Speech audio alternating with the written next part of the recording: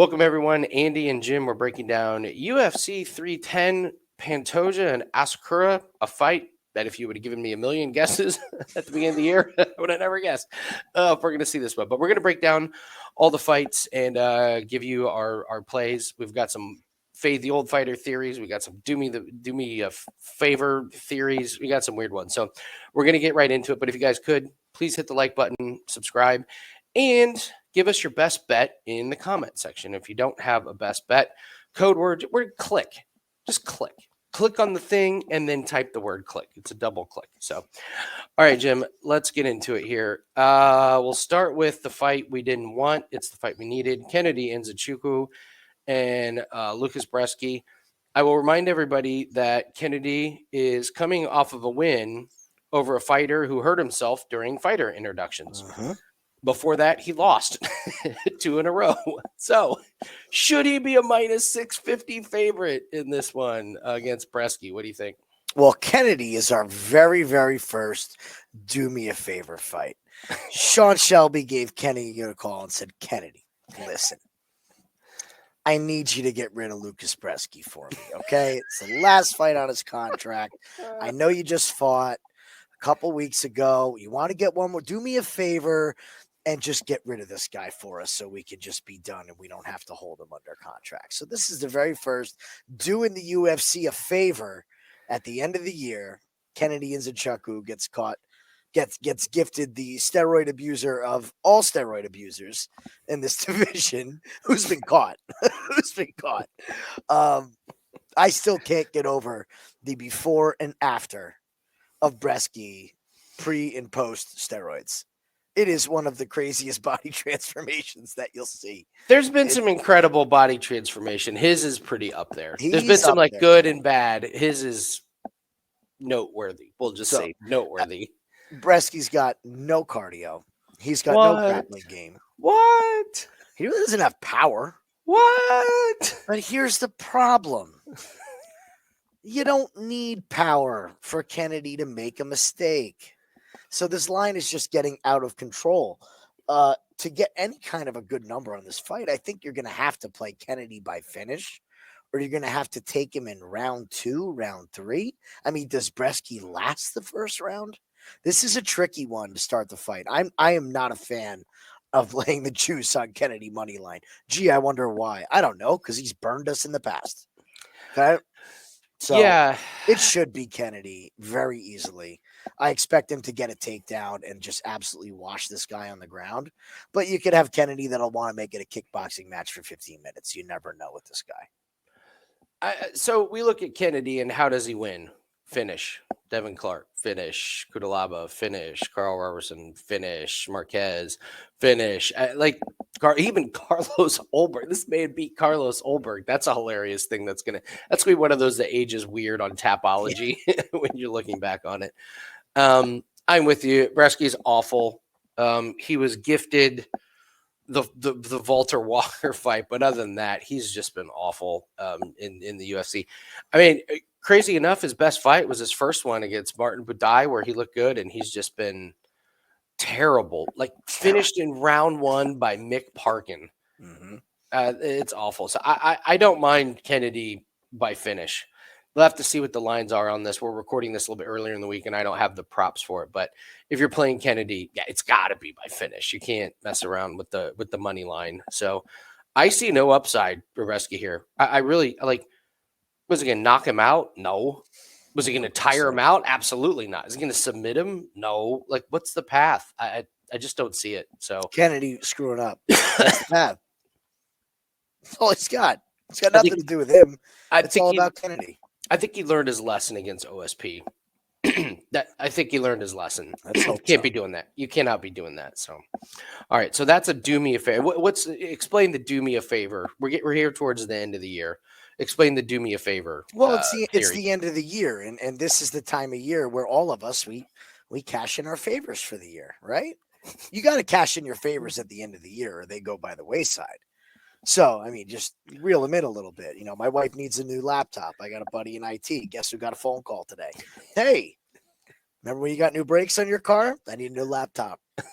You call in your favor. So exactly. So I just think this is the UFC asking some of these guys to just do them a favor and come in, take a fight. Maybe it's not a full training camp. They need to clear some fights on some contracts and just get people out of here. House cleaning, man. We do spring cleaning. UFC does New Year's cleaning. They do it. You're right, man. They just had a contender series. We got to out with the old in with the new here, guys. So, all right. So that's one theory. The other theory you're going to hear is fade the old fighter. This is skyrocketed to the top of the list of profitable betting strategies that we've had. And Clay Guida is a fade the old fighter if I've ever seen it. I'll let you go first and talk this one out. We got Chase Hooper and Clay Guida. Well, we don't really like to compare grappling matches to MMA fights, but I think in this case it kind of rings true. So the two of these faced each other in a grappling match, and it was a pretty easy submission for Chase Hooper in that spot. And this Clay was I didn't mean to interrupt you. This was 2022 when Chase Hooper was still kind of baby Chase maturing a little bit. Yeah. Yeah. Go ahead. So Clay Guida's lost condition, he kind of gets submitted. Stuck his neck out with Jim Miller twice, I believe. I think he submitted him twice. A lot of submission losses. For Clay Guida. I know he's considered a decision machine, but the guy really, has he ever been knocked out? Like out? I don't. He had knee bar to Claudio, armbar, Jim Miller, guillotine, Ortega knocked him out. But you're right, Thiago Tavares choked him out. Yeah. Dennis Bermudez choked him out. Chad Mendez knocked him out. So there's a few. But I mean, when you look at the Clay Guida resume, keep scrolling. Look at this thing. 2003. I graduated college a year before. It's amazing. I mean, shout out to Clay Guida. We're getting ready to rip him, but I mean, shout out to him. So he's still going. You know, the one thing Clay still does have is cardio. I don't think it's enough. I just don't think it's enough in this fight. He loses by submission, and the reason he does is because he pushes the wrestling so much, and he just sticks his neck in bad places, man. Just bad places. With the long arms of Chase Hooper, the front choke series, which Chase is fantastic at, let's keep in mind, is going to be there. You're going to see a stuffed takedown to a guillotine to a Darce choke to an anaconda series from Chase. He'll transition from one to the other. And I think at some point he's going to catch Clay. I actually think this is going to be pretty early in this fight. I think this is going to be a round one. Don't be shocked if Chase hurts him on the feet either. This Chase Hooper has officially pivoted to a bet on fighter at this weight and at his age. And that's what we say in this sport. You have to evolve. You can't just look at it and say Chase Hooper sucks. He's not the same kid. He's not a kid anymore. So I think this is Chase by finish. The line is out of control. The whole world knows it. I don't know if this is a Clay retirement. It wouldn't shock me. It has to be. I mean, he's got so many other things going on. He's coaching wrestling, he's competing in grappling. He has his deep sea fishing company that he goes out with. He's all about fishing. The guy loves to fight. This could be the end. I don't know. It's minus 1100, so we're not exactly breaking any. There's no hot takes here. Chase Hooper. I mean, I went back and watched his last fight. I forgot he just dropped Borchev in the first round, almost ground and pounded him out, and then dominated the second round. It was by far he just looked so much better at this weight division. So I'm with you that this is a Clay Guida that has just been through the ringer. And you said he stuck his neck out. He stuck his neck in against Joaquim Silva. He tried to go for a takedown. Joaquim Silva almost got him in a choke. He wants a fight. Like you're wondering, does he have it? Yeah. All right, now we're going to get to one where I don't think everybody is on my page with the fade the old fighter theory. Mm-hmm. I am fading Michael Chiesa. I just am. This line is moving closer and closer. It was minus 135. It was minus 125, and people are not all in on Max Griffin. And I don't need to be all in on Max Griffin. I just need to be all out on Michael Chiesa. And I got to tell you, Jim, I don't get the love for Chiesa. I watched an interview with him, and he talked about how he thought the Tony Ferguson fight was his last fight. And then he wins, and he was like, oh, maybe I can fight for a title. He's like, well, timeout. And then in the same breath, he was like, but I am a full-time announcer. I watched his fight against Tony Ferguson. Oh, man, was that bad. And then I went back and watched his fight against Kevin Holland. Kevin Holland pushed the pressure, pushed it forward. Chiesa got stuffed on a couple takedowns and was exhausted. This is all in the first couple minutes. Max Griffin is not going to blow your doors off. He's strong enough to stuff and take some takedowns. And even if Chiesa gets him down, I think Griffin can get back up. And if Griffin can land some shots from the outside, he's going to have the striking advantage. I'm stunned that people are not like betting against Chiesa. And what do we say this a lot? A lot of times it's not what fighter you're betting on. It's what fighter you're betting against. What's Chiesa's upside to winning here? It's got to be a takedown and a submission in the first round. It's what's got it. Max Griffin just went the distance against Jeremiah Wells. It was a pretty good fight. He lost a decision to Michael Morales, who's steamrolling everybody. Wins against Tim Means, which goes the distance. Loses a split against Neil Magny. That goes the distance. Carlos Condit goes the distance. He's got the stamina, and Chiesa doesn't. The only advantage Chiesa has is a submission on the ground, and I'm just not sure he can get there. I will be fading the old man fighter in this one. What do you think? I concur. The problem with Chiesa is he hasn't evolved. He had to move weight classes to revitalize his career. Was there a big change in skill? No. Same fighter, just bigger, right? Yes. Stand-up is still absolutely some of the worst stand-up in the UFC, period. It's bad. Okay? It's really bad. Period, exclamation point. It is really lacking. Tony had some moments. I mean, they're Tony moments. Now, Chiesa talking about wanting to compete for a title, maybe when they grappled, some of Tony's craziness transferred into Michael's body, by osmosis of some sort, MMA osmosis. He tasted a title again for some reason. Not happening, Mike. And you could say it's just cannon fodder for the media. But there's no way, legitimately, in this guy's mind, he thinks he can win a title. Like, look, more power to you if you can. But I'm just telling you, got more going for you. You're a good announcer. You're a good analyst. You're a good coach. You got plenty of other things to do. And this is just a case, too, where I heard somebody saying, with Michael, his mind, he's gotten so much better in his mind. Look, I'm 40. The stuff I want to do in my mind is so much better than when I was 35. But my 40-year-old body can't do what my 35-year-old body could. Oh, just in that span, 35 to 40 years old. So I know Max isn't a spring chicken by any means either, but like Chiesa just looks, he's got that old man trot to him. The old man beard. We were just saying this. I was telling Andy this with Aaron Rodgers. Is that I watched Aaron Rodgers run out onto the field, and I'm like, oh my God, he looks like my uncle when we're playing like catch on Thanksgiving. It's just that old man trot where the knees don't come up and the feet don't come off the ground.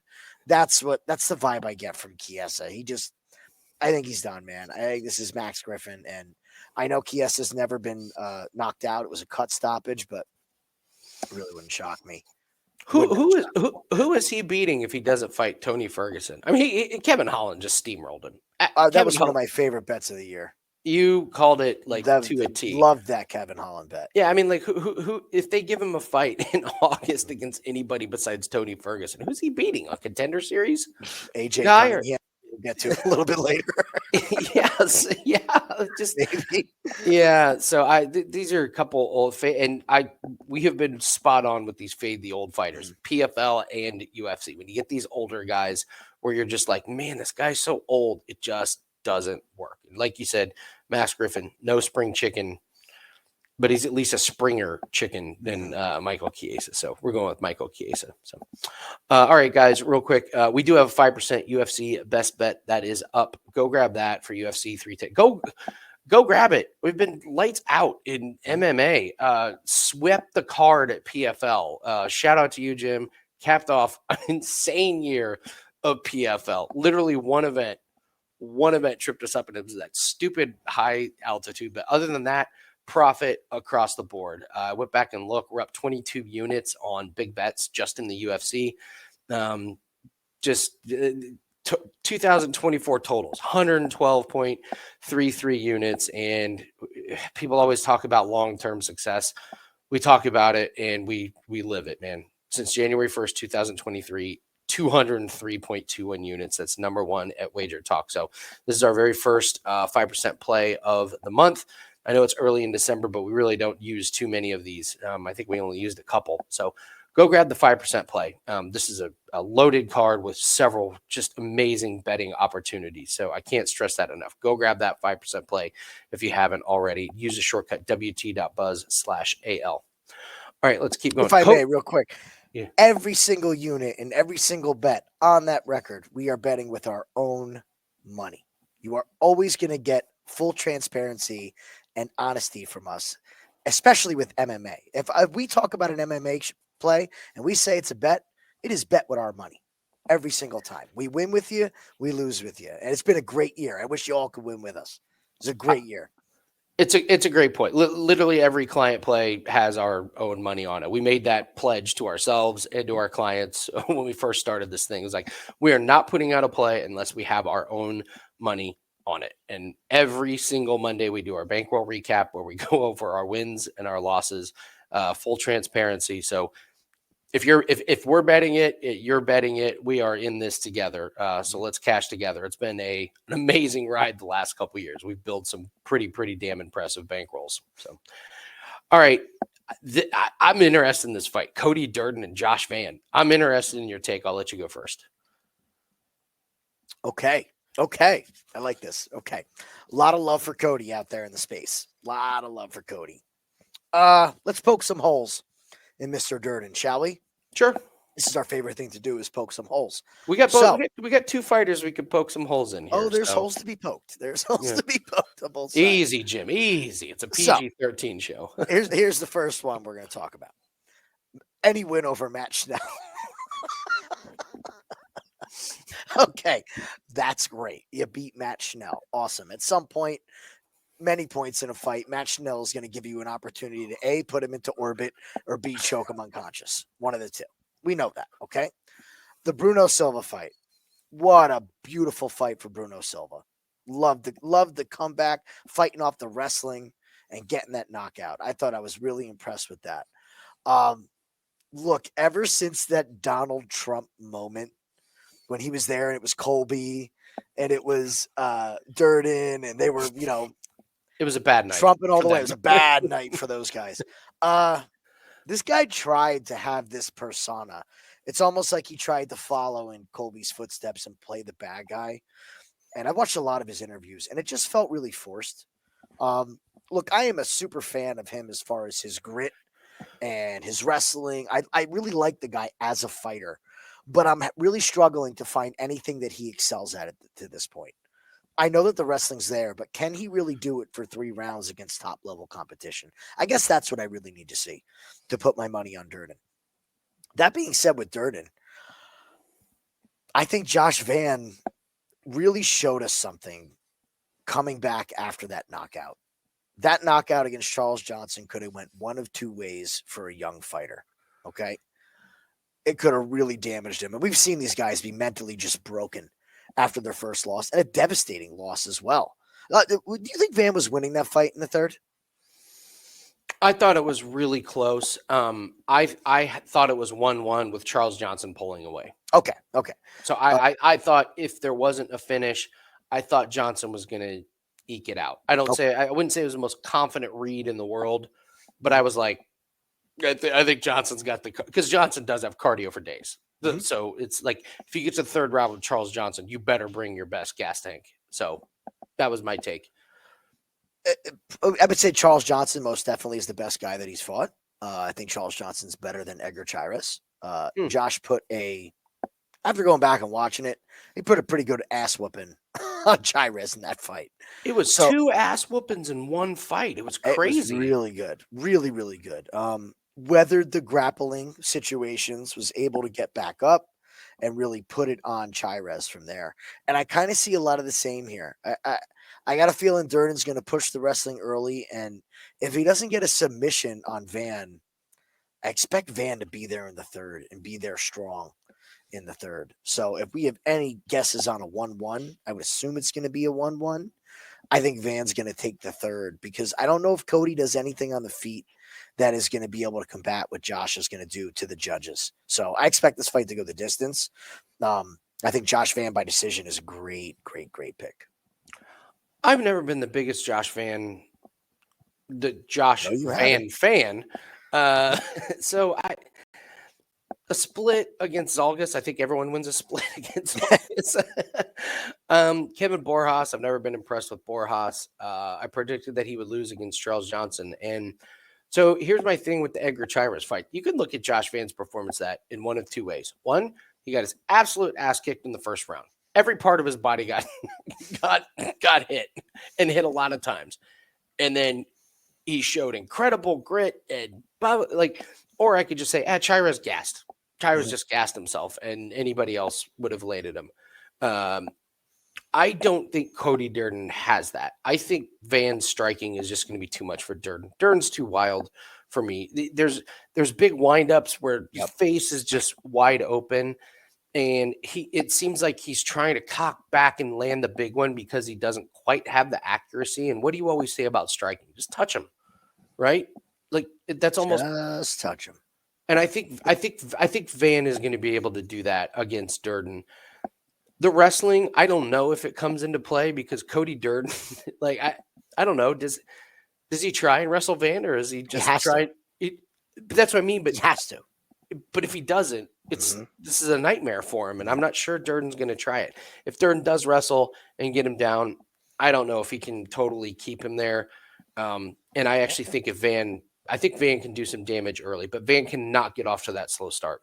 If he gets off to a slow start like he did against Chiesa, Durden's not gassing. That's the other problem is Durden's not going to gas in round 3 if Van doesn't get that. That's my opinion on it. I like Van to win, and I'm actually pretty confident. And I've been not a big fan of Josh Van. I don't see it from Cody Durden in this one, so Josh Van will be the pick for me. So, oh god, Chris Weidman and Eryk Anders. Is this a fade? The old fighter. The problem is, God, this means you have to put your hard-earned money on Eryk Anders, and I just don't know what to. I don't know what to make of it. What do you make of this fight? Well, I was trying to look back and see what the stats were for the 195 catchweight fights, and we haven't had many of them. There's not much to go over. You think? So, what does that tell you? This is my second do me a favor fight. So, let's go. Chris Weidman calling UFC saying, "Hey, you didn't pay me for showing up on weight. Well, do me a favor. Can we at least rebook it? Do me this favor. Get me on my fight. I'll retire and I'll go off into the sunset. Pay me my money, please." This is great. I love this. I love this. Do me a favor. There's some favors going on here. Look, UFC did him a favor putting him at MSG. Just didn't happen to work out. So and not calling any one of the 34 eye pokes. And there's a couple hands that are empty. Like, come on. Cough it up. You owe me here. I don't know on which side, but there's some stuff going on under the table that makes this fight absolutely just reek of I don't even want to have money on this fight because I just feel dirty. I feel like I'm getting swindled no matter what happens, I don't want to bet this fight either. I bet against Chris Weidman in his last one, and I just watched that. The eye pokes and the reffing was disgusting. Bruno Silva's performance was disgusting. And then you look at Eryk Anders and his complete lack of striking defense is disgusting. He gets knocked down. I mean, he beat Jamie Pickett and Kyle Dawkins. Mm-hmm. That's it. Darren Stewart since 2021. I mean, scraping the bottom of the barrel for this one. It feels like they want to try and set Weidman up for a win. I want nothing to do with this one. I think this is a horrific fight, which nothing would surprise me. A knockout in round 1 wouldn't surprise me. A boring fight that goes the distance. Eryk Anders better try and clinch and wrestle because that chin of his just cannot.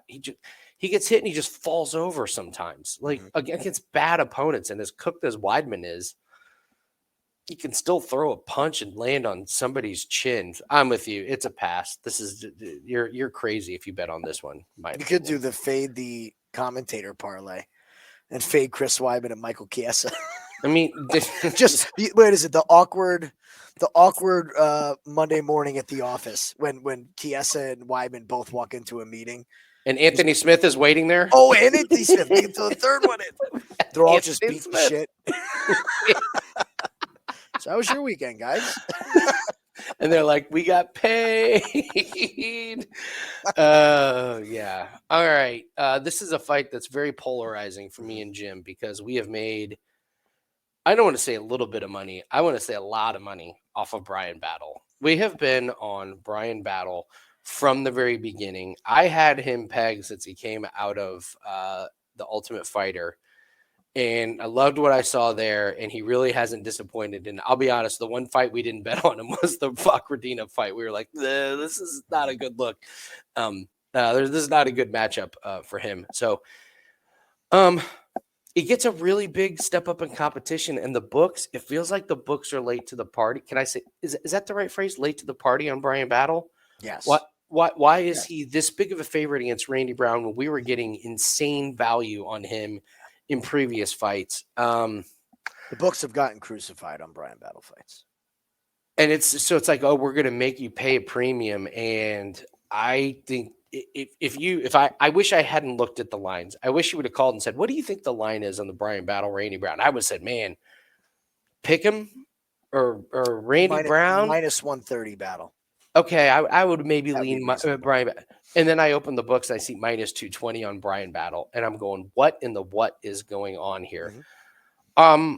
My biggest problem with Bryan Battle is his striking defense. He eats punches, and he's been okay with it because he hasn't really fought anybody that's damaged him before, and now he faces a guy with arms and legs as long as I am tall, and it's a really, really big problem. That being said, I think Bryan Battle has the dog in him, and I think Randy Brown doesn't. Mm-hmm. I've seen Randy Brown be so lazy in these fights. But if I'm looking at this from odds perspective, there's no way I'm laying minus 220 on Bryan Battle on that striking defense. If anything, I'm betting Randy Brown. This is a really, really tough one to handicap. Where'd you land on it? I landed right down the middle. Here's where I actually landed is live bet. You might be, like we said, the books, you might miss the party. Okay. You might, it could be a starching in 1 minute, but if you think Randy Brown is going to have a good round, I would assume it's going to be round one. With his length and his accuracy, I could see Battle trying to have the same game plan that he had against Kevin Jousset, which is pressure forward, get on the inside, stifle the range, crowd the person that wants to style fight you. You have a brawler in this situation and you have a point fighter. Randy Brown is a point fighter. He's not a knockout artist. He is going to just kill you with 1,000 paper cuts. Bryan Battle is going to look to take your soul. So you have these two opposing forces that need the fight in different realms and different areas for their game plans to succeed. And you're going to know pretty quickly what's working and what's not. I like to pivot on these. If we see Bryan Battle, rushing forward and getting Randy Brown up against the fence, and the books are, he's going to win. We might get a great line on Randy Brown because if he lands a couple shots on Battle, it's going to do damage. There is nobody that Battle has fought that is going to hit as hard as Randy Brown. So I can't trust Battle's chin just out the gate if he's going to have this brawling style. Now, if Battle decides to invest in low kicks and wrestling, hey, I'm on board. I'm totally on board. But the brawling Battle, I'm out. I want to piggyback on what you just said, that nobody's hit Battle like this. Like Kevin Jousset didn't hit hard. He was landing jabs, except he was just eating 3 for every one that but the fact is he was landing. You go back and look at that. And Battle was getting his head snapped back. It just wasn't happening. AJ Fletcher's not hitting him. Gabe Green tries to run and gets knocked out. I wish that fight would have lasted longer because I think that would have been a really, really knockdown. But Gabe Green's not a power striker either. He's another guy who's just he has not really fought Agreed. knockout artist. Has he? Trayshawn Gore, Sato, Sato's Urbina. way past his prime in that fight. That was Yeah, and you can't count that one. so I'm with you that I think Randy Brown poses a whole new threat. That being said, I watched Randy Brown get held down by Zaleski for most of round 2, and you're just like, here we go with the full Randy Brown experience. Like not, and then all of a sudden he reverses it. All of a sudden out of nowhere he just reverses it, gets up. So like I feel like if you can I say this, if you put the heart of Brian Battle in the body of Randy Brown, you'd have a champion. Oh yeah. Oh, for sure. Who's beating that guy? I'm not going to bet on it, but I would just say that this is going to be a tough ask for Brian Battle. And if he does pass this test, look out, because the sky's the limit for this guy. So I will be ass in seat for this fight with my finger on the button from the opening for bell. the live bets. Yep. Mm-hmm. Yeah. Move to Evloev and Aljamain Sterling. How do you see this fight going down? Bathroom break fight. This is probably gonna be the worst fight on the card. Oh come on! It is. Oh wait, no. You know what? I take that back. There's a Kennedy and Nzichukwu fight on this card. The Chiesa fight will be the worst fight on the card. I take that back. I'm not a real fan of either guys, and you know me. I like technical fighting. I was impressed with Evloev in his last fight against Arnold Allen. That was one of his best performances, in my opinion. I could do without ever watching Aljamain Sterling fight again. That's probably where more of my hate comes from on the Sterling side. I just think this guy's a fraud. I hate when you see people that go about their business the scummy way succeeding. And this guy's just a weasel. Like absolute weasel. If he showed up to me and said, I want to invest $100,000, I'm not taking it. I'm not getting in bed with this guy because he just seems like a weasel. I really, really don't like it. He's got that cockiness attitude. Not a fan. That being said, he is a fantastic grappler. Problem is he's going up against a guy who's probably a better wrestler than him. So you have the grappling end, but then there's the wrestling. And what we've seen from Sterling is after round 1, God, do those takedowns get uglier than sin, don't they? Like it's grabbing at ankles from 8 feet away, and there's no way he's getting Evloev down with those sloppy, crappy takedowns. It's just not happening. I like Evloev in the spot. I think it's him by decision. He's another one of these guys that just sticks to the game plan, Aljo's going to panic wrestle.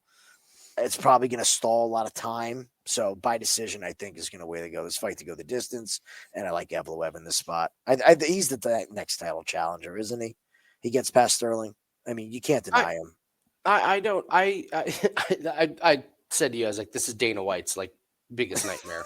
Like Sean Shelby made this fight. Dana White was like, are you serious? And Dana was like, well, at least we put them both in, the same fight. I got to tell you, I think Evloev is one of the most exciting fighters that the UFC roster has. I don't understand why people don't like watching him fight. What was boring about his fight with Diego Lopez? Great fight. What was boring about that? What was boring about his fight against Arnold Allen? Him dominating. Oh, it was so boring watching him like completely dominate Arnold Allen. What I don't understand why everyone thinks he's boring. The guy can do it anywhere. He can do it on the ground. He can do it on the feet. Like he's like a porn star. He can do it anywhere he wants to. Like there's the quote of the night. Love it. Anywhere it goes, he's ready to perform. I love Evloev over Sterling here. I'm with you. I think Sterling is going to have some massive problems here. Even if he does get Evloev down, there's going to be arm bars. There's going to be chokes. There's going to be like submission attempts galore. And I think it's a 3-round fight. Sterling is not going to be able to tire out. Evloev. No way. And on the feet, it's no contest. I love Evloev in this one. I think he puts on a pretty dominating, exciting performance. I think Evloev does what he always does, which is put on an exciting fight for the fans, and he deserves the bonus. And I'm sick and tired of the hatred on Evloev being a boring fighter. is 18-0. Boring fighter, 18-0. Give me a break. Get your All Christmas presents ready. Get Andy his Evloev t-shirt. I want some Evloev memorabilia Merch, when he puts on, when he gets a finish bonus, and Dana White is forced to write a $50,000 or whatever the bonuses are for this one. All right, Vicente, Luque, and Themba Gorimbo. This was borderline on a fade the old fighter. Jim, where'd you land on this one? Well, Andy, I'm going to need you to do me a favor. Okay. I think Vicente is asking for a bit of a favor here. So originally we had Okay. like, hey, Dana, Sean, listen, fought for you guys for a long time. Let me find Nick Diaz. I got a brain injury. Can you give me somebody who maybe isn't going to knock my head into next week, like Buckley and any other murderous power puncher? We got just the guy for you, Vicente. We're going to get Nick Diaz. Meanwhile, Nick Diaz is roaming the streets of Stockton. A scary situation. Nick, I hope you're good. I don't want to make light of that because that's terrifying. I'm very glad they canceled this fight. Oh my God! Like, yes, this would have been a disaster. Yes. So what do? All right, we got to get you another fighter. Let's give you, who do we have? Themba, you want to step up here? Is this really a murderous power puncher that... I'm glad you're bringing this up. Right? You see where I'm going? Yeah. To me, Themba's a wrestler, man. He's a wrestler. He could have finished Nico Price. And Nico, that was a fade the old fighter, like, if I've ever seen it. If you're a legit contender, that's got to be a finish there, man. That's got to be a finish. You got to be able to finish old man Nico with no chin. Robbie Lawler did it on his way out the door. So, a young fighter with a big size advantage. That's the one thing, is Themba is big. So I don't know how Vicente is going to handle this, but I really wasn't that impressed with Themba's wrestling. He allowed Price to get back up. He allowed him to scramble. And if you told me that these two guys were going to be, so you say to me that Vicente and Themba are going to grapple, I'll tell you 100% where my money's going. It's going on Luque. I agree. Much more dangerous submission-wise. And he knows how to get back up. He knows how to wrestle. It's all about if that chin and that gyro is still good in there. I don't think Themba is this big power puncher. I think this is a 100% winnable fight for Vicente. Of all the old fighters on the card, he's the guy who I think I can pull off a win. So I'm going to go with Vicente pulling this off by submission or decision. Oh, wow. Okay. Where he just out. I don't see the positional advantages for Themba.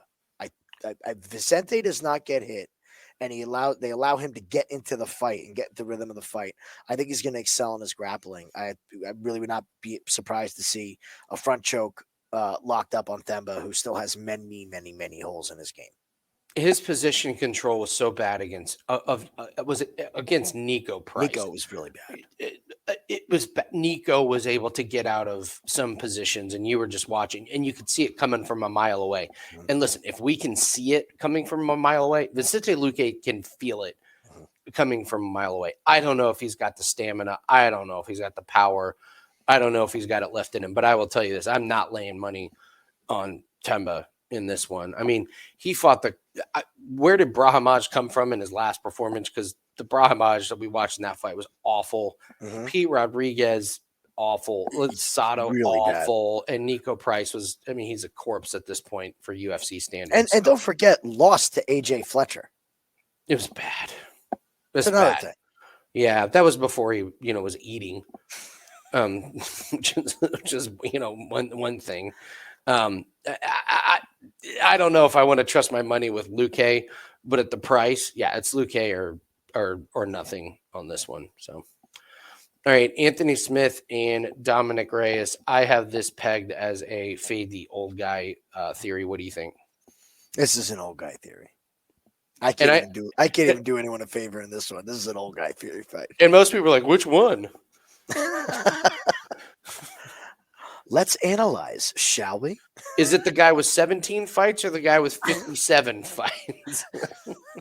Spoiler, it's the guy with 57 fights. So. We need to update this picture.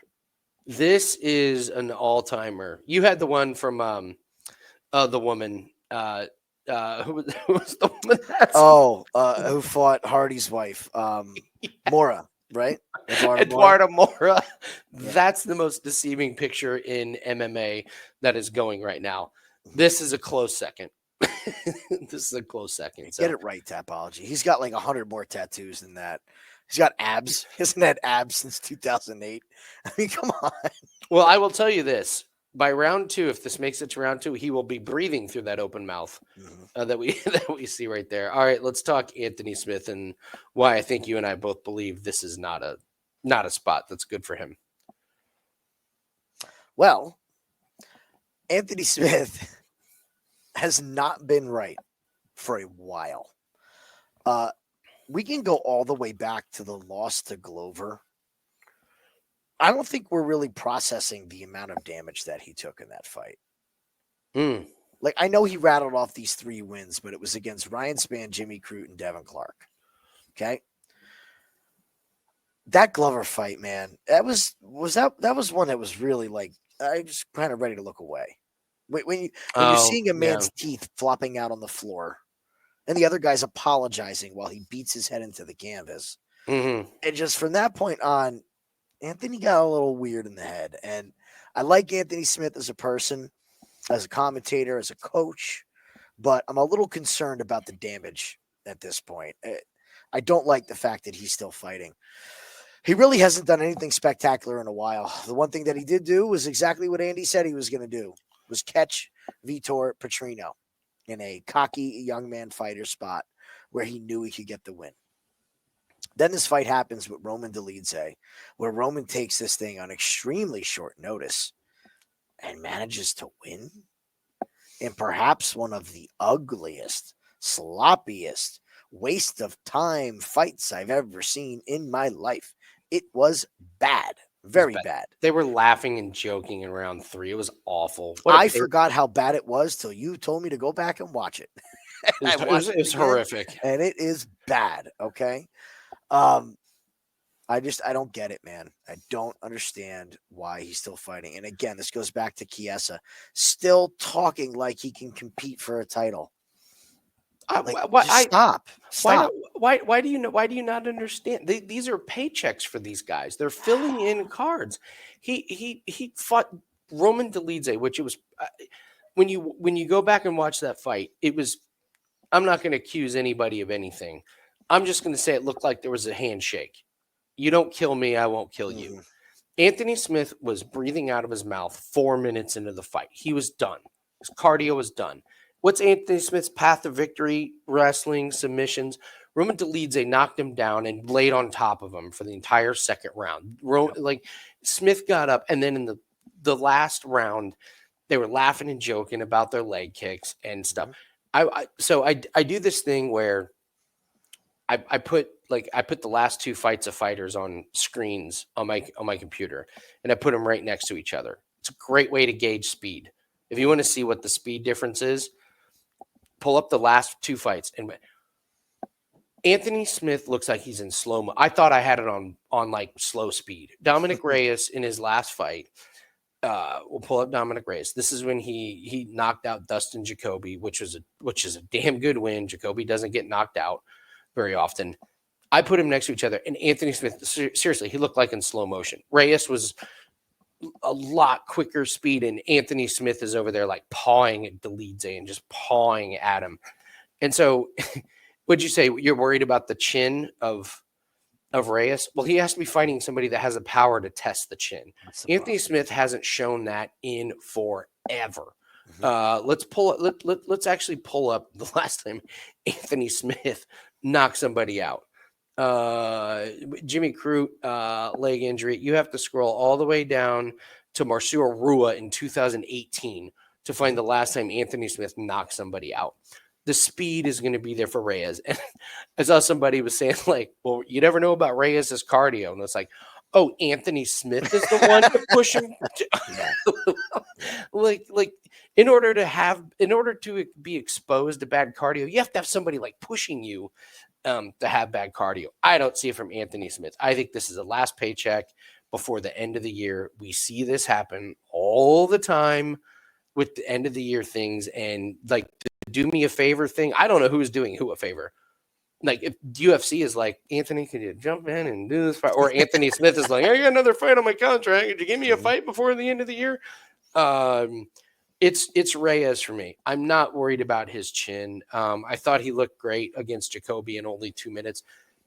That knockout was spot on, man. That was spot on. And Jacoby is a kickboxer who is way faster than Anthony Smith. So I don't worry about his chin. Very similar body type too. Like, agreed. So if he could find the range there, you would expect he could find the range against a slower Smith. Yeah, absolutely. Absolutely. So, all right. Nate the Train, Landwehr, duo Choi. Where are you going with this one? Fight of the night. Nate the Train is this back. This is going to be great. Dude, I hope this lives up to the hype, man. Nate Landwehr is sneaky Jim's top 3 favorite fighters right about now. Like, wait, Nate Landwehr is up there. I love me a Nate Landwehr post-fight speech after a W. That is an absolute highlight for me. I mean, it is must-see TV every time. Breathing heavy, blood coming out of 3 places on his face, and all you do is get up there and just say, I told you, Nate the Train. Nate don't the get Train, baby. Love me some Nate the Train. Here's the problem. He does get dropped every fight. So what makes Nate so awesome is what makes him so volatile. I've had a really good read on him, and I've gotten, I would say, lucky with Nate, because I think a lot of the times when you bet Nate and you get a win, there's some luck involved. Timeout.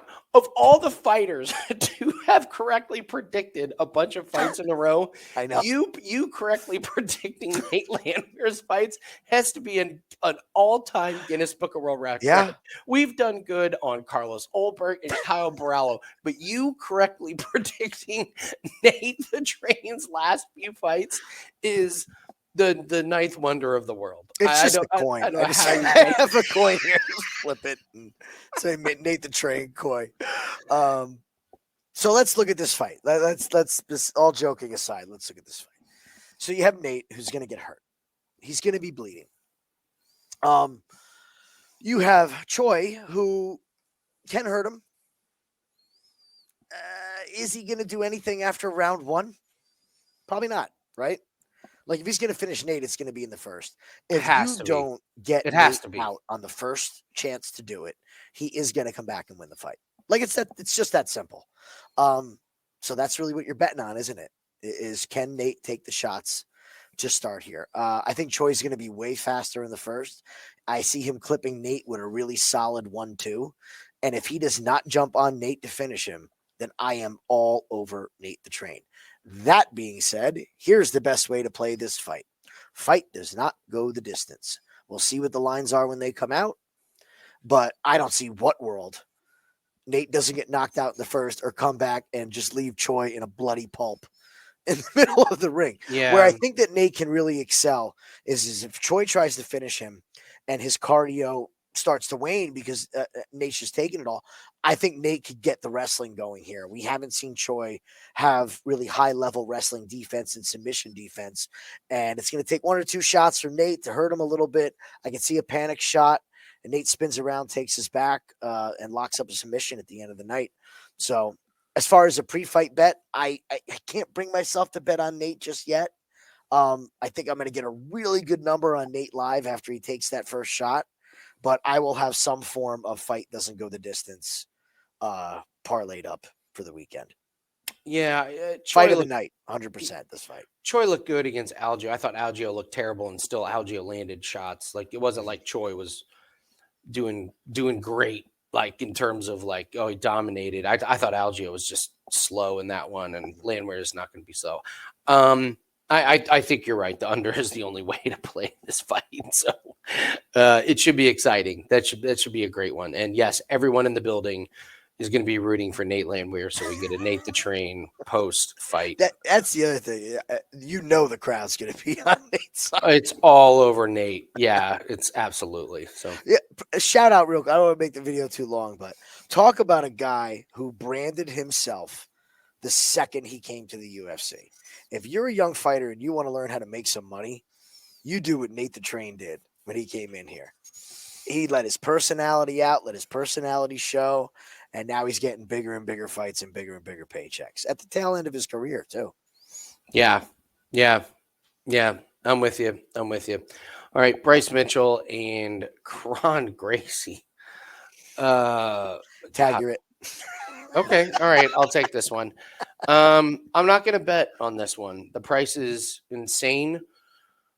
I get that it's Kron Gracie and nobody wants to bet on Kron Gracie. I don't want to bet on Kron Gracie. And Bryce Mitchell is going to have the massive edge in wrestling. That's a problem, is Kron Gracie wants it to be on the ground. And I think Bryce Mitchell is going to want to thwart his, his muscle. I think he's going to want to take Kron Gracie down and ground and pound him. And he will take Kron Gracie down. And he will ground and pound him. And all it takes is one boneheaded decision from Bryce Mitchell to put his neck somewhere it shouldn't be, or more importantly, to put his arm where it shouldn't be. And that's why I'm terrified to bet on Bryce Mitchell, because this almost feels like a setup for Bryce Mitchell, but at the same time, this feels like a setup for a Kron Gracie crazy out of nowhere submission win where Bryce Mitchell does something stupid, because Bryce Mitchell does something stupid in all of his fights.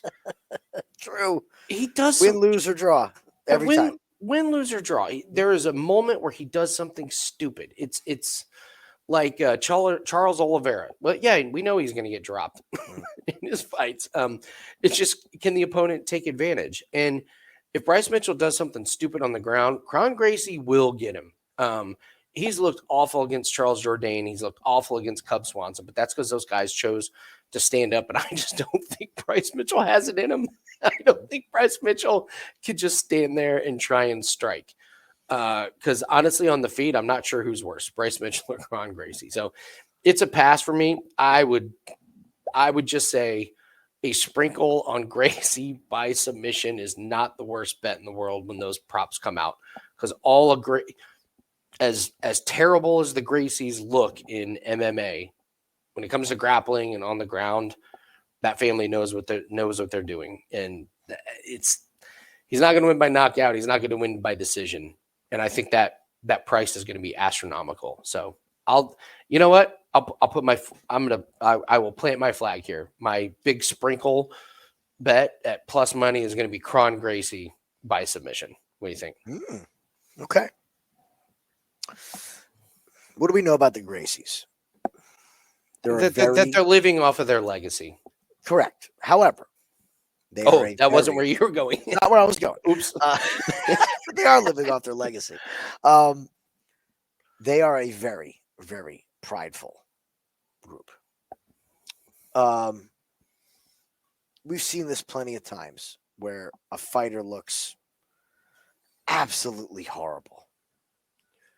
Do they ever come back worse? It's just it feels like they're stuck in the past. I'm not saying them. When we see some of these fighters at the rock bottom, sometimes we overreact. His fight against Charles Jourdain was rock bottom. That was rock bottom. It was about as bad. It does not get worse than that, right? Yeah, can't. There's no way that he went back after that fight to his family and was just like, "Hey, well, I got paid." There was a sit down with a couple Gracie uncles, I'm sure. And the conversation was, if you want to do this, you will not besmirch the Gracie name. They are too prideful for that. There's going to be, I'm predicting, and maybe I'm going out on a limb here too. I think we're going to see a better Kron Gracie in this fight than we did against Charles Jourdain. It would be irresponsible of him and the UFC to put him back in the cage if we're going to get that same, I don't really give a shit fighting style that he brought. Mm-hmm. That also being said, Bryce Mitchell is out of his damn mind. He's a lunatic, man. His main training partner still is AJ Cunningham. If anybody hasn't watched Countdown yet, Bryce and AJ are joined at the hip. They're hiking mountains as AJ's reading Bible verses to him. They're on the top of rocks meditating, talking about doing the Lord's work and just out there, man. Just out there. He just got done getting married. He just got done building his own house. They asked him about training. He said, I'm training and I've been doing a lot of work on the farm. So if you're telling me that Bryce is grappling AJ Cunningham 5 days a week, and now he's going to go into a cage and grapple Kron Gracie, I'm with you 100%. I think it's going to be Kron Gracie just shitting in everybody's apple pie. I am not betting Bryce Mitchell after that knockout. Oh, Period. shout out to Cody Safdie. This is the apple pie shitter, as Cody calls it. I'm with you. I think this sets up. This How might could be a you bet disaster. Bryce Mitchell after you watched him almost die in the octagon? Now he's And I'm not building saying that houses and- facetiously. We were terrified. Yeah, that was a brutal Absolutely knockout. terrified, right? And thank God that Josh Emmett is as nice a guy as he is and as good a guy as he is, because one more shot, we might not even be seeing Bryce Mitchell. Yeah, Now. I mean, that was scary. So, I know we spent a lot of time on this one, but I think it's lunacy to bet on Bryce Mitchell in this fight. Move on to Cyril Gahn and Alexander Volkov. You and I both did some really deep dives on this one. I like your take on it the best. What do you think? Well, we have a rematch. First of all, shout out Volkov. Talk about another fighter that has just printed money for us over the years. Absolutely love us. Alexander we nailed Volkov. him against Pavlovich, Tuivasa, Romanov, and Rosenstrike. The Romanov weigh-in bet against Volkov will go down in history. That's a shoulda, woulda, coulda. Like, why didn't I back up the Brinks truck? Yeah, yeah. So he has a bunch of advantages with his size that I think just people aren't prepared for. The problem with that size is it brings its own list of disadvantages with it as well. It takes so long for his techniques to get back to where they started from that it can make his lack of speed even more evident of being slow. Speed kills, guys, in this sport. Speed absolutely kills, and there is probably no faster heavyweight than Cyril Gahn. Tom Aspinall probably won 1A, right? As far as speed, Aspinall right? on the feet, yeah. That's the problem. That's the problem entirely. I do not think that Volkov is going to be able to find Gahn. We saw Gahn come back from the John Jones loss with a different mentality. He didn't go in there to just beat Spivak. He went in there to finish Spivak. His coaches know it, and he knew it. In between rounds, if you can catch the audio, is you need to go out and get an emphatic finish over this guy. There is no decision in this fight. Go beat him. Go finish him. I love hearing that from this corner because I wonder if Cyril Gahn doesn't know how good he is. If he would sit down, I know he's very risk adverse, but if this guy would sit down with some power, I don't think there's anybody that can take one of his shots. He hits so hard when he wants to sit down on something. He just only does it twice a fight. To me, it's Gahn. Yeah, he's only 30. He's 34 years old, and he's only had 14 fights. So he started late. He started late in his career, and you're right. I don't think he knows that if he just absolutely nukes a guy, the guy's going to sleep. Yeah, he has no clue how hard he can really hit. I love the training partners that they brought in. I love what the camp did. They brought in 2 6'6" and 6'7" world champion kickboxers. These guys are super athletic, way faster than Volkov, just as long. I also don't see Volkov being able to get a takedown on Gahn. We saw Gahn versus Spivak, a much improved. Don't think that this isn't his focus. After getting mollywopped by John Jones and fighting Sergey Spivak, I think he's had plenty of time. This is a rebooked fight. Volkov is the one who pulled out with an injury. So I like Gahn in this spot. I think of course, Gahn by decision is in play. Don't be shocked to see a finish in this fight. But give me Gahn on the money line all day. I was ready to come in hot on Volkov, and then I told you, I was like, I think I'm sentimental because we've made money off of him the last few fights. So I watched the Pavlovich fight. It was a brilliant game plan. Everyone's worried about Pavlovich's power. And what did Volkov do?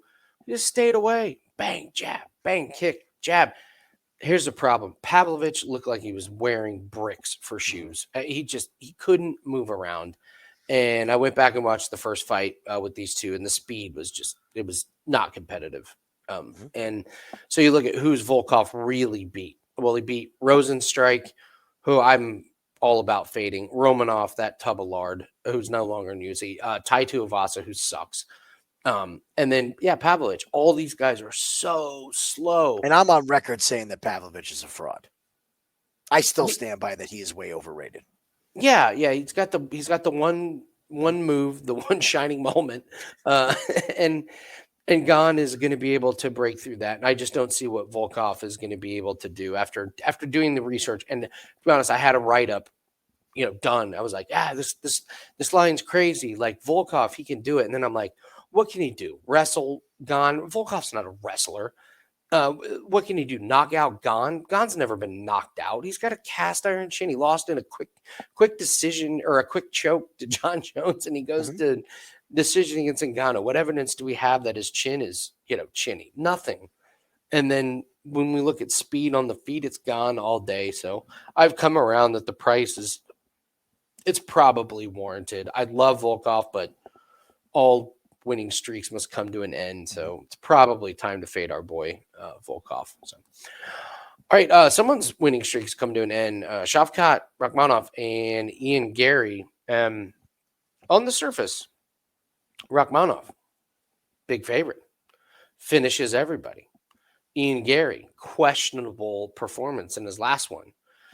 And I know you're here to say, let's dig a little bit deep. So guys, listen to this deep dive here. There's a lot of information about this fight that Jim has uncovered. What are you feeling in this one? I was shocked at the amount of information I could come up with about this fight. Actually, we went in instantly thinking, "Oh God, this is Shavkat. Nobody's going to beat Shavkat." And then I started digging into this fight more and really going down rabbit holes and looking at opponents and past history and past gyms. And my God, is there a history and a story behind this fight? Look, red flag right out the gate. Number one thing, former training partners. Not just a couple times. No, every day. This is massive amounts of training and time together. Their first arrival into the UFC, they trained together at Kill Cliff. Okay, it's where they were. Lots of time to the point, and I'm talking about the type of training where it's like after practice, you're sitting around shooting the shit. You're having a drink. You're really, really close. Red flag number one with that. Those fights never play out like you think they're gonna. Training partners is an absolute nightmare. Remember our ping pong buddies? There was the ping pong buddies, and then there was the best man at the wedding. Best man at the wedding was great. This was a PF. Oh, the Godfather. Not the best man. It was the Godfather. There were two guys that were best friends. One was the Godfather, the other one's son, and they were forced to fight each other. And they went and put on the most half-hearted sparring match that went the distance. That they both got DQ'd. Yep. They pulled them both from the PFL tournament. I've never heard of them. I've never seen them again. No. Unbelievable. Natan Schultz and. Yeah, and then we had two guys that said they were ping pong buddies, and the key is how you bet those overs. You bet the overs. So keep going. So we're looking at this, and Shavkat's running through all these guys, running through them. I just don't see him running through Garry, man. I think Garry is not the best in the world, but he's one of those guys that we underrate because of the pure hatred for him. Weren't we talking about a couple of pay-per-views back? We were talking about why does everybody hate Ian? And it's like the whole, social media thing and the talking like Connor, but like, is he really like a fighter that warrants so much hate? I don't mind his fight style. Like, MVP was going to be a tough fight. It was going to be a weird fight. Don't blame Ian for that. Blame Michael Venom Page for that. That's the way that guy fights. He makes every fight like that. He either knocks somebody out or it's 3 rounds of flashy garbage that lands on forearms. So you can't hate Ian for that. The size is going to be very comparable. I think at range, they're extremely even. I actually give the edge to Garry at range. Where Shavkat could have the advantage is in the wrestling. Now, I don't believe that Ian is going to be there for the first 2 rounds for Shavkat to just run across the cage and get a takedown and get his back and choke Ian out. So I love this fight to go over. I love this fight to go the distance. I think we're getting plus money on the over 3.5.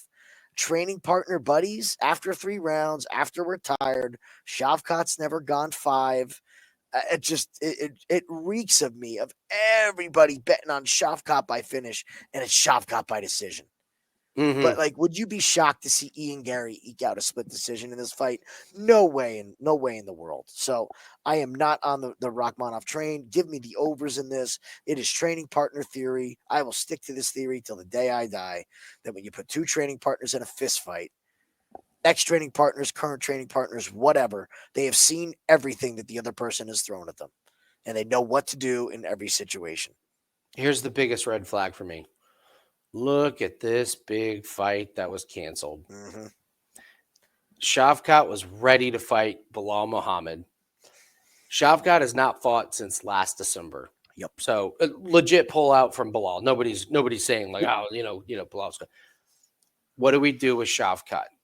I know. Let's call his training partner. Remember the Ige Lopez fight where Ige took the fight off of his couch the day of, and everyone was like, "Oh my God, this is over," and the guys were like, "Easy money." Yep. Like Lopez and Ige were like, "Easy money, baby. Let's just say $300K for that fight." Yeah. That's what this reeks of.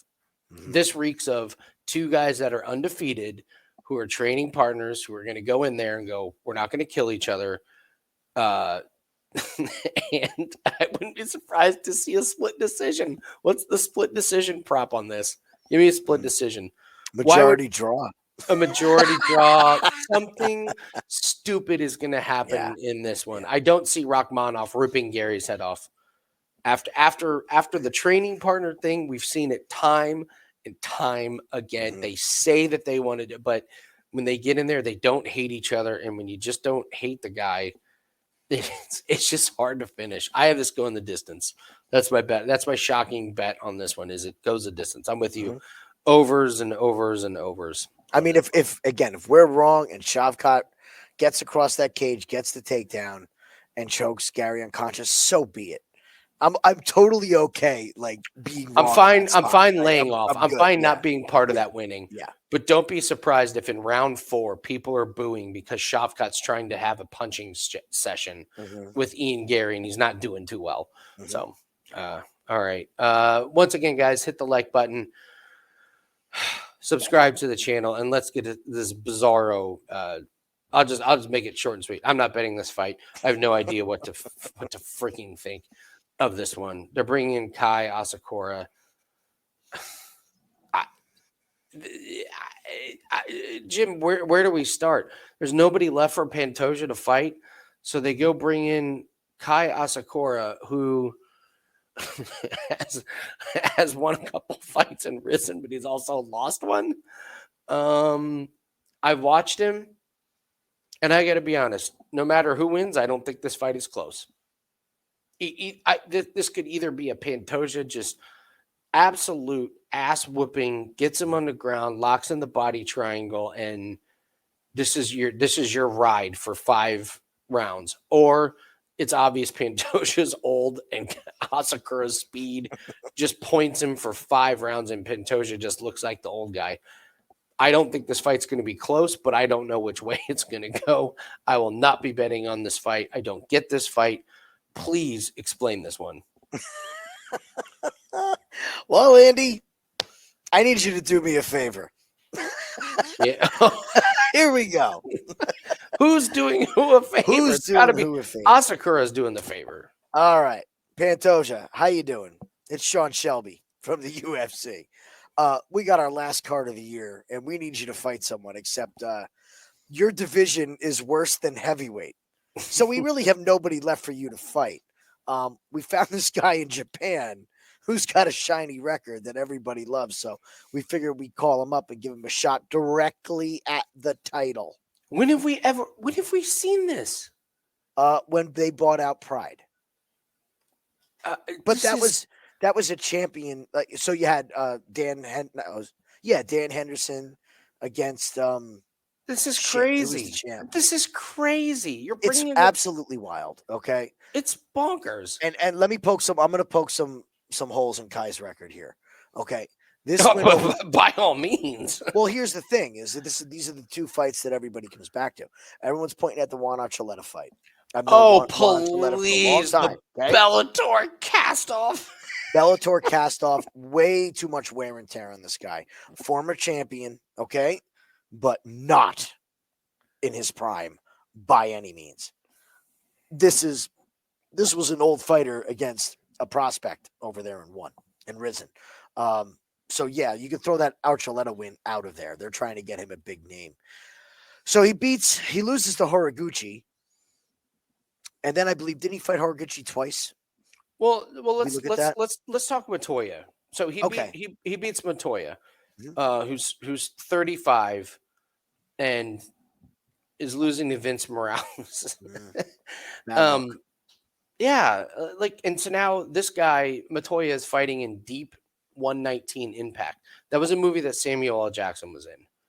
Deep Impact. So great movie. Yeah, fantastic movie.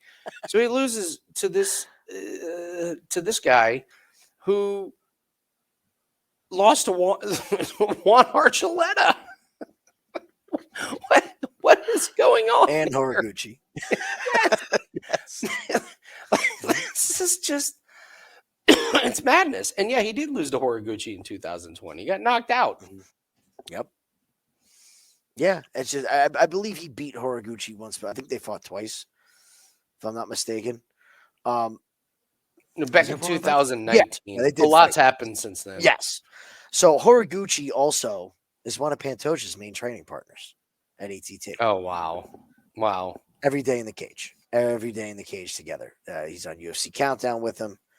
They were saying how they have had this guy on their radar. They already prepared 2 camps for him. And they had a feeling that one day he would come in. So it's just a matter of putting the finishing touches. I don't want to spoil it. I'm picking Pantoja. I think that he weathers the early storm and then just puts on an absolute grappling clinic for 4 rounds. Mm-hmm. I'll save my other comments on this fight for our next segment, but I'm not going to bet on a risen guy to come in and beat the UFC champion. I don't care. We saw this with Anderson Silva when he cleared out the division. They throw these bums, and then at some point somebody's going to beat him, but I don't think this is the time. Yeah, the whole Yukin Pantoja didn't look great against Urseg. That was a losable fight. He's shown some questionable cardio, but is Asakura the guy to do it? I don't know.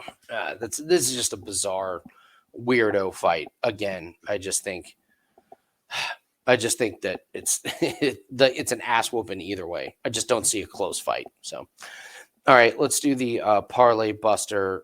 Do you want to go first? Yeah, you go first. I'll go first. I am going. Kron Gracie's just staring you in the face. Yeah, but we got to pick the guy that's busting the parlay. And Bryce Mitchell's staring me in the face. That's what I mean. Like Bryce Mitchell. We could go Bryce Mitchell, but I'm gonna actually go with Bryan Battle, man. Okay. I'm gonna go with Bryan Battle. I think this is the point in which he's due for a loss. If he gets past this fight, I'm not stepping in front of him until he's at the title. At this point, this is the prove it, make me moment. But I think his ignorance and his naivety to walk through punches is going to bite him at some point. And Randy Brown can put. All right. Well, then I'll take Bryce Mitchell. Perfect. Just it takes one slip up against Gracie. So, all right. So now we have the woulda, coulda, shoulda. This is the fight that we're just like at the end, or the bet that at the end of the night we're like, why didn't we just like lay the farm on that one? So, man, lot of nominees. It's got to be less than -200 though, on this one. So, You want to go first?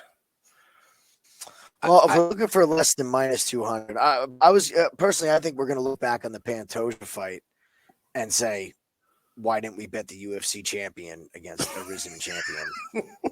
Sorry, I know it's minus 265, but when you say it out loud like that, it kind of feels different. It does.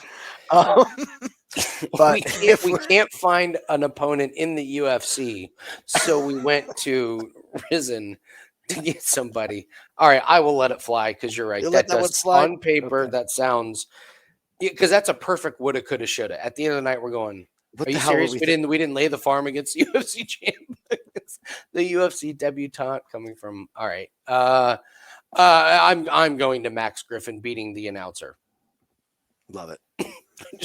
The guy who said he thought his fight against Tony Ferguson might be his last, and we're getting minus 125 to fade that guy who sat there and said, I thought Tony Ferguson was going to be my last fight, but now I'm ready for a championship run and a full-time announcing career. That's all I need to hear. Because I will guarantee you Max Griffin, that's not his mindset going into. His mindset is, I want to beat the commentator. So Max Griffin. Save my job is what he's thinking. That's exactly it. Chiesa's like, I got a job. I got one. So, all right, that's the woulda, coulda, shoulda. All right, guys, that's going to do it for us. Go grab that 5% play. It's up at Wager Talk. Let's cash this big win together. Good luck on your plays, and we'll see everyone later. See you Saturday.